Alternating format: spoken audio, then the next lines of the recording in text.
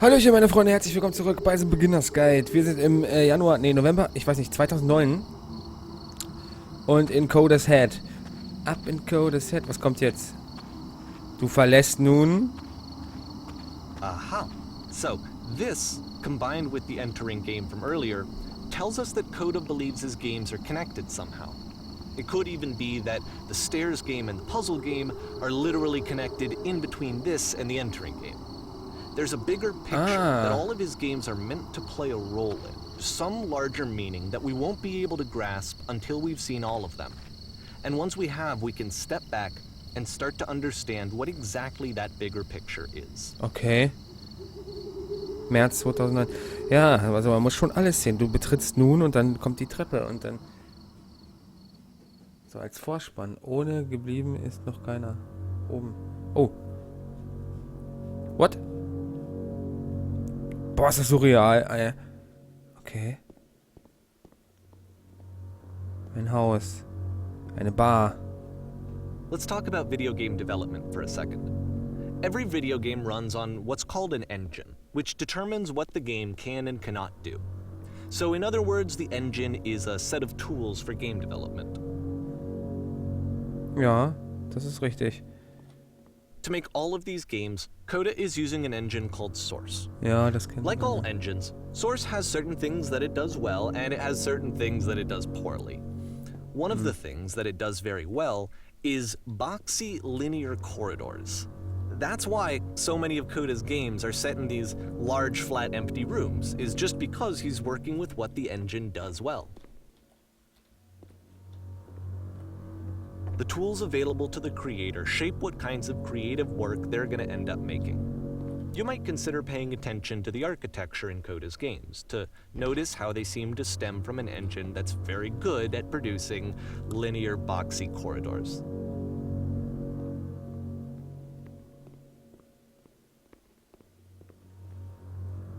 Okay.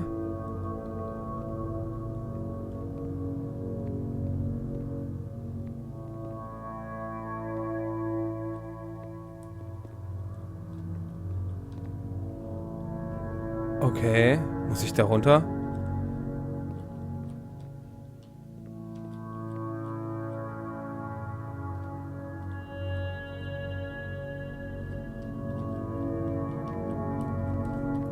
Wow, wow, wow.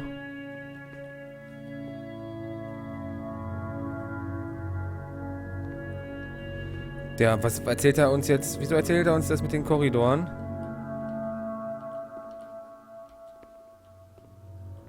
Würde mich ja mal interessieren.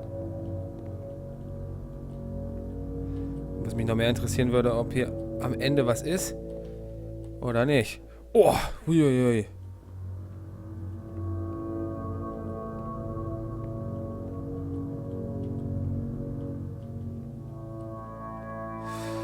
Oder ob das hier nur eine riesen Verarsche ist.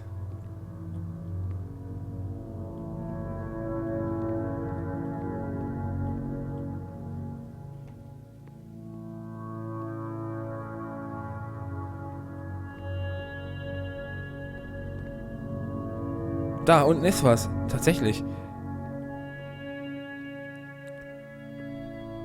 Aus wie so ein Abfluss oder so. Ausguss.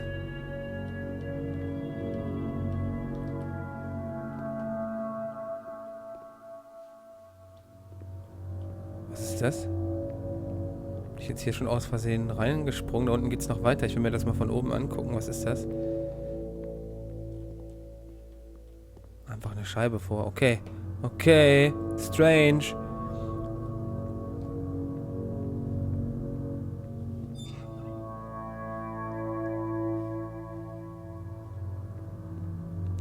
Also ich fand, wenn man mal auf den Engine-Standpunkt zurückkommt, fand ich hier oben dieses mit den bunten Dingern, das fand ich aber auch ziemlich gut.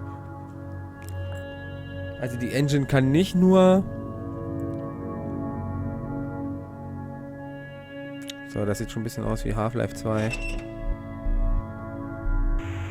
Oh! Eingesperrt.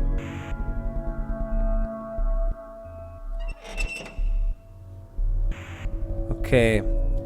Okay, dann möchte er mich vielleicht auf die Linearität hinweisen, solcher Levels. Alter. Mies, wie man geleitet wird.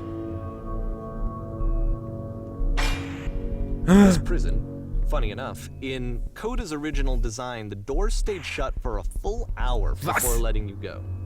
If you don't mind, I think we're gonna skip that. Ja, das finde ich auch besser. Was? Ich wollte doch This hoch. is something that he and I used to argue about a lot. You know, whether a game ought to actually be playable, whether it means anything if no one can get through it. And I would always defend that, you know, all this work goes into the game, why not make it playable and accessible?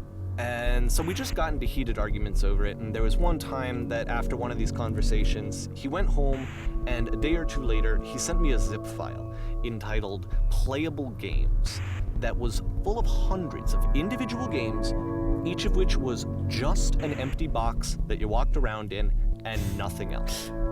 Believe me, I played every single one of those just to find out if there was like a gag hidden somewhere. There wasn't. Okay, es gab kein Gag. Okay, dann gehen wir jetzt hier runter. Ja, ist schon richtig, man wird halt sehr geleitet, ne? Also genau wie hier. Der Erzähler leitet uns durch die Spiele, die sehr... Da, die 3. Naja, was auch immer. Die 3 Punktezeichen. It's the puzzle again, with the exact same solution as the last time. Na dann.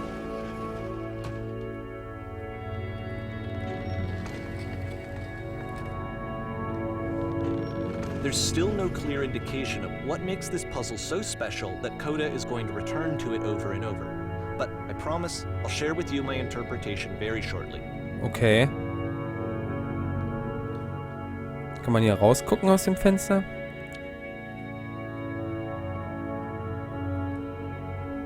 Da ist wieder der Boden, oder? Nee, das sind Wolken. Er hat dazugelernt. Der gute Coda. Ach ja. Das erinnert mich so ein bisschen an Half-Life 1 oder Unreal auch. Naja, das Holz hier nicht mehr. Jetzt sind wir wieder in einem Raum. Oh. Hey du, kommst du von oben? Was ist da oben? A kind of dialogue system that he fashioned out of the engine's chat capabilities. Use the 1, 2, 3 buttons on your keyboard to respond. Okay. Er fragt uns, was da oben ist. Ja. Also wir kommen von oben. Da gab es eine Welt, die ganz weiß war. Ja, da war ein riesiges Gefängnis, in dem ich stundenlang festgehalten wurde. Ja, da schwebten diese farbigen Klötze herum. Okay, jetzt müssen wir so entscheiden. Wie mies ist das denn? Ich sage einfach mal, da schwebten farbige Klötze herum, weil ich das sehr, den Teil fand ich richtig gut. Also das hat Spaß gemacht.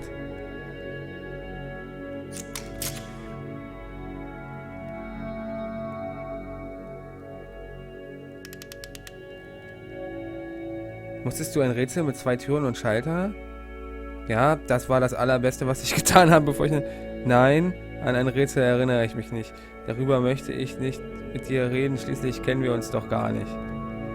Ja. Was? Du verstehst nicht? Wir stecken hier fest. Das Rätsel ist unser einziger Ausweg, aber wir müssen es lösen. Das meint ihr, aber glaubt mir, das möchtet ihr nicht wirklich. Lasst es mich euch beschreiben. Ich werde euch sagen, was euch da drüben erwartet. Na gut, ich verrate euch die Lösung.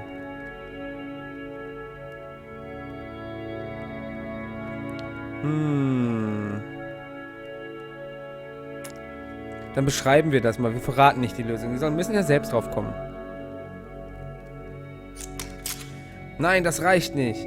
Ich muss wirklich dort sein. Es reicht nicht, wenn ich davon höre. Ich muss es mit eigenen Augen sehen. Du hast keine Augen. Ich muss aus diesem Gefängnis entkommen. Es muss ein Ende geben. Okay.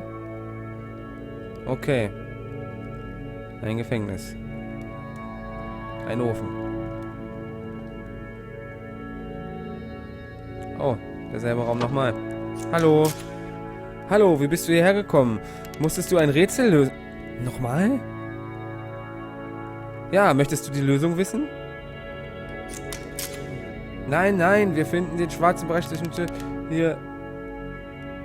den Türen hier viel interessanter. Hast du ihn schon gesehen?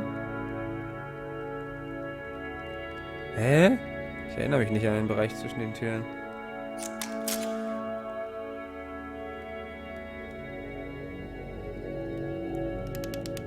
Okay, mach dir keinen Kopf, du siehst es bald wieder, dann solltest du aber aufpassen. Der schwarze Bereich... Ist die Tür schon wieder zu? Ja. Der schwarze Bereich zwischen den Türen. Ah! Bei dem Schalterrätsel... Was ist in dem schwarzen Bereich zwischen den Türen? And so we make one last descent down to the final floor of the level. Okay.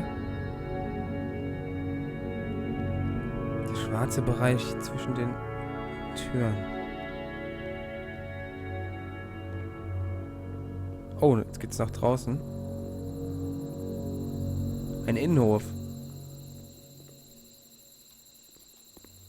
It's a lamppost. Okay, I can't tell you quite why, but for some reason, Coda fixates on this lamppost. It's going to appear at the end of every single one of his games from here on out. I'll tell you what I think. I think that up to this point, you know, he's been making really strange and abstract games with no clear purpose, and maybe you can only float around in that headspace for so long. Okay. Because now he wants something to hold on to. He wants a reference point. He wants the work to be leading to something. He wants a destination, which is what this lamppost is. It's a destination. We're going to see it in the work as well. His games are just going to become a lot more cohesive, a lot more fully developed, with more of a clear idea behind them. And as we go, that idea will get clearer and clearer and clearer. Okay. Oh, das war's jetzt, das Level. Okay. Strange. April 2009.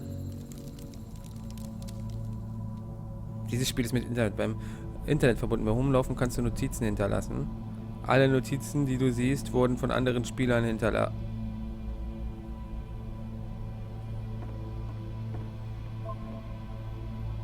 Netter Raum, von wegen. Also ich finde den gar nicht so schlecht mit den Lichteffekten hier. Okay. So first off, I'm sure you can deduce this, but this game is not connected to the internet. All of the notes that you're gonna see have been written by Coda. This was actually the first game of his that I ever played. This was shortly after I met him at a weekend game jam in Sacramento, where I grew up. I saw him working on this very level, and it was just so different from anything that anyone else was doing. So right away I was like, I have to be friends with this person. In retrospect, I think I was probably a bit too pushy trying to get his attention. I was over-enthusiastic. But he was very gracious about it and very patient with me. And I cooled off eventually. Genau das habe ich auch gerade gedacht. Ach du meine Güte, alter Schwede, wenn ich das alles lese, könnt ihr mich hören? Hallo, hallo. Plausibel. Feel free to skip over any of these notes if they're not doing anything for you. Nothing extra is going to happen if you read all of them. Either way, to me they convey a sense of loneliness. I see this person who's filled with thoughts and feelings and beliefs and has no way to express them except as scattered and unheard voices in a game that wasn't meant to be played. Es ist klar, ey, ich bin der König der Welt, auf jeden Fall. Das hätte ich, glaube ich, auch hier But it's hingeschrieben. ironic, isn't it? That in playing this game and seeing how alone Coda often felt, that we get to know him better and actually kind of connect with him. And I have to be honest with you, this idea is really seductive to me. That I could just play someone's game and see the voices in their head and get to know them better and have to do less of the messy in-person socializing. I could just get to know you through your work. I think this is why I always liked Coda's games so much, is because it felt like they let me have that connection. I felt as though he was inviting me personally into his world. And then I feel less lonely too.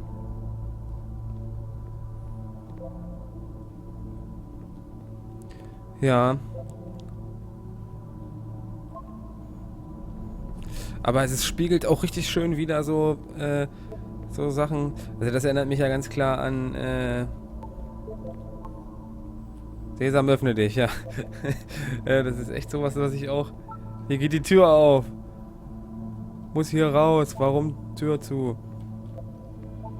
Hm.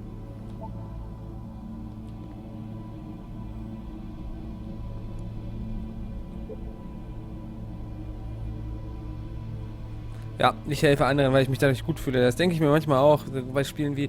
Wie heißt es denn? Dark Souls. Da ist das ja... Oh, da hinten ist ein neuer Raum. Hörst du das Läuten? Das treibt dich an, stimmt's, ne? Hier ist es nicht sehr voll.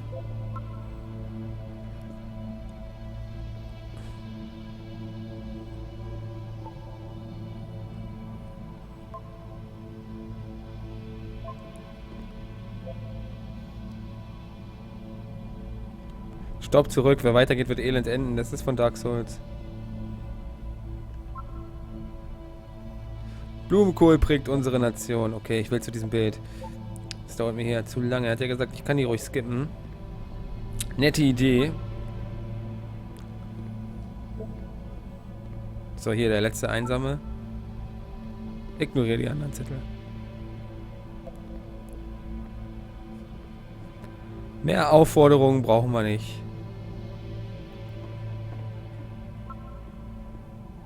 Ein schönes Bild.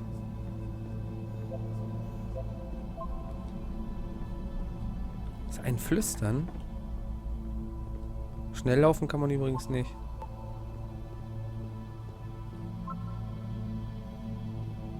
Es muss aber einen Grund geben. Was? Was für ein Geheimnis?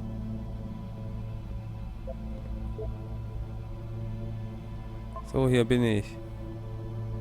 Ja, das sind wir alle. Es muss aber einen Grund geben.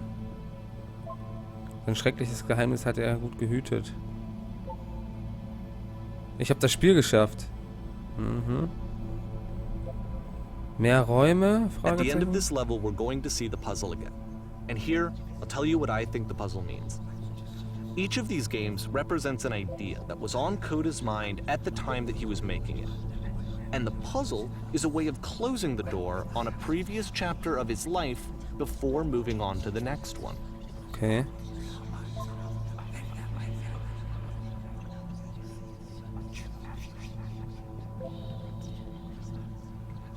Oh, es ist strange. In each of his games, after exploring a theme that, he might find difficult, Coda can then place this puzzle that he knows has a reliable solution, he understands exactly how it works, and so it gives him a simple mechanism for moving on.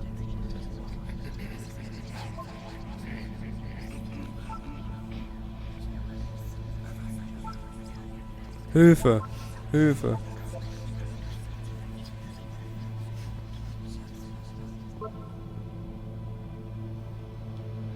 And because there's this dark area between the doors, a space between spaces, before you move on, you get to pause. Just for a moment, a few seconds to reflect on and let go of the events that led you here. To step back and connect the pieces together. To grasp at that elusive bigger picture.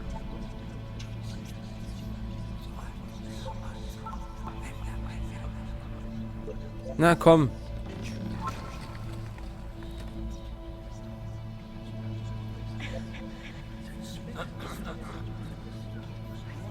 Das ist der schwarze Bereich dazwischen.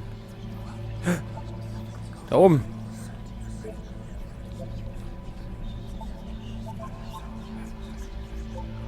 Das ist ein Viereck.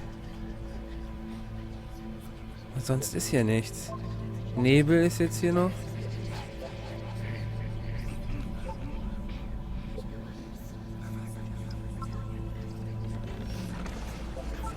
Geschafft. Oh, nur einer.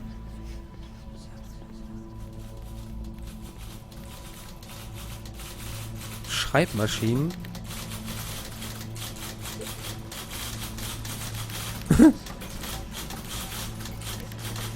Die Laterne.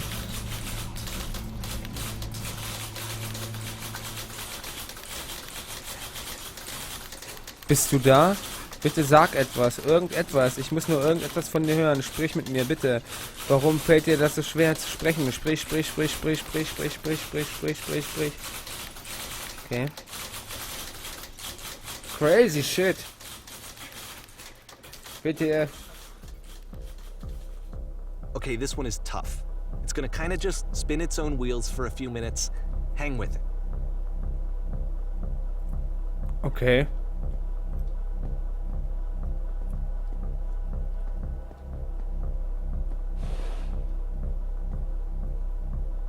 Ich muss doch mal gucken, was war da jetzt? Draußen ist ein Brunnen. Himmelbrunnen. Wir wollen zum Brunnen. Wir wollen zum Brunnen. Wir wollen zum Brunnen. Bisschen wie bei Star Trek hier. Bild von einer Stadt.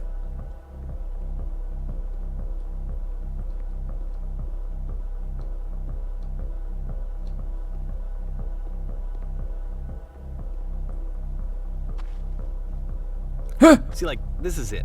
The whole game. And there's nothing that's particularly interesting about it. You just walk to the end of a hallway. Except, for some reason, Coda gets really fixated on this prison that has all of this modern furniture. And I don't know why, but he decides he needs to revisit this prison. He's gonna start over, use the same assets, turn it into something else. Okay, cool. Here's version 2. Version 2? Mhm. Okay, und jetzt geht es weiter. Welche Möbel sollen in die Raummitte? Wie wäre es? Surround Sound, Kühlschrank. Mach ein großes Loch in den Boden. Jetzt ist ein Tisch da. Okay, und was ist mit der Wand? Ich hätte gerne eine Waschmaschine.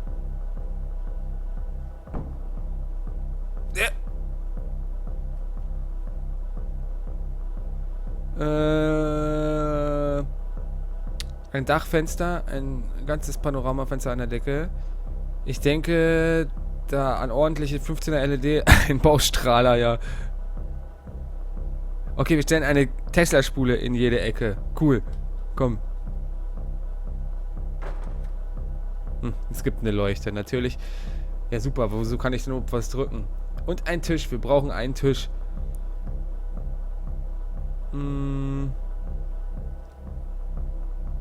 Tisch ist doch schon da. Ich bin ziemlich sicher, dass keine meiner Entscheidungen irgendwas bewirkt. Gut.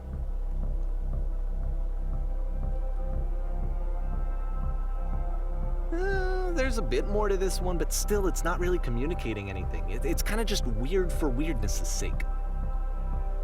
Ja. Das ist es. So, okay, he throws it out and starts over. This time he comes at the prison idea from a different direction. Okay. Hallo, bitte geh vorwärts. Mhm. Mit dieser Anleitung kommst du aus jedem Gefängnis heraus. Folge den Anweisungen genau.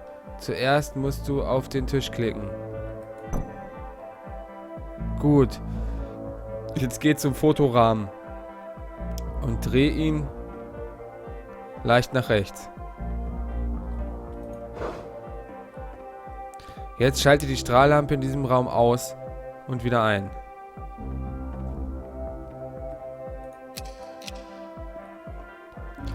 Jetzt geh zum linken Sofa. Verrücke es ein bisschen. Und schließlich darüber noch die Regale. Die hier. Das ist es. In einem echten Gefängnis ist der Fluchtweg nun frei. Geh zurück zum Anfang, um wieder zurück in dein Gefängnis gebracht zu werden.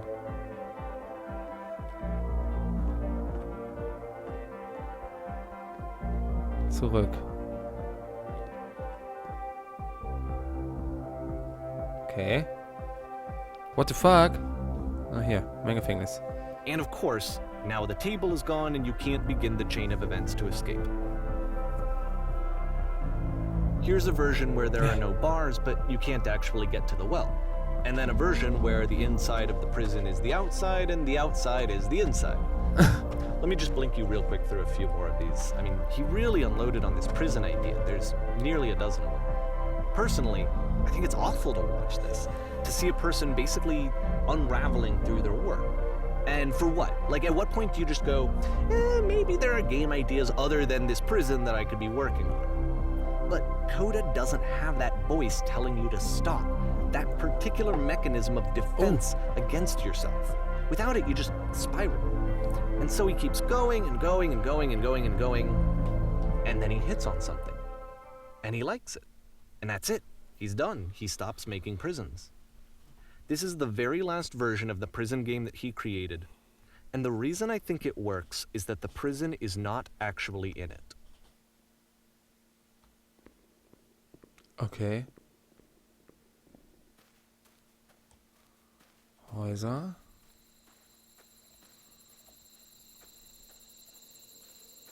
Heckenlabyrinth.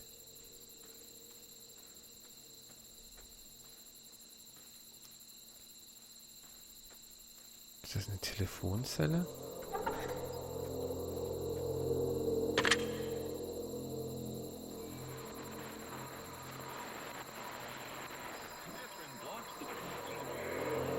Hallo, wer ist da? Hey, ich bin's. Ich bin du nach der Flucht aus dem Gefängnis. Du bist ich? Das ist so strange. Du warst also auch in diesem Gefängnis gefangen? Ja. It's a conversation.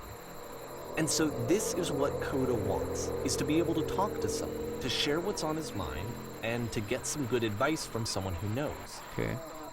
But the irony is that even in this scenario, you're still talking to yourself. You know, all of these games so far are Coda talking to himself. Ja. Ja, ich war im Möbellabyrinth. Da bin ich jetzt gerade. Ich bin so froh zu wissen, dass ich hier irgendwann rauskomme. Wie ist es, frei zu sein? Ach, geht so. Komischerweise vermisse ich das Gefängnis fast ein wenig. Fühlt sich an, wie wenn man völlig regungslos ist und sich gleichzeitig wild bewegt. Nee. Eigentlich habe ich schon vergessen, dass ich eingesperrt war. Echt? Wie lange bist du schon draußen? Erst ein paar Minuten. Aber das ist das Schlimmste und Unschönste, was ich je durchgemacht habe. Wie kannst du sowas nur vergessen? Haha, ich kann dir sagen, das ist nicht so schlimm, wie du vielleicht denkst. Man vergisst es nicht, man identifiziert sich nur nicht mehr damit.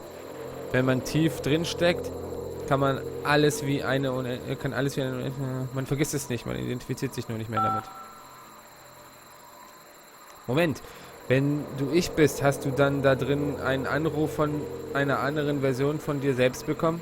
Nein, ich glaube, ich bin die erste Person. Nein, habe ich nicht. Kannst du mir dann sagen, wie man rauskommt? Vielleicht kann ich kommen und dich suchen. Was muss ich tun? Ja, das ist einfach weggegangen. Um rauszukommen, musst du mir sagen, wie du dich gerade fühlst. Das machen wir mal.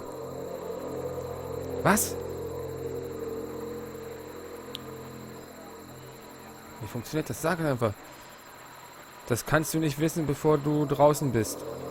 Aber es funktioniert ehrlich. Sag mir einfach, wie du dich fühlst. Mein Gott. Okay, ich fürchte mich davor, dass sich nichts ändern wird. Weiter.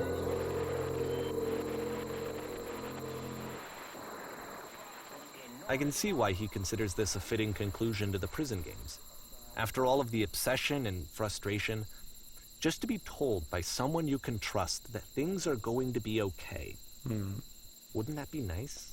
Ja. Wouldn't it be nice? Da, da. Und hiermit sage ich, das war's für die Folge. Wir sehen uns in der nächsten Folge. Ich hoffe, es hat euch Spaß gemacht. So what would it look like Nein, if das Coda gucken wir uns so wanted to an. make a game about talking to someone other than himself? Okay. Nächste Folge geht's weiter. Main bleiben. Bis dann. Tschüss.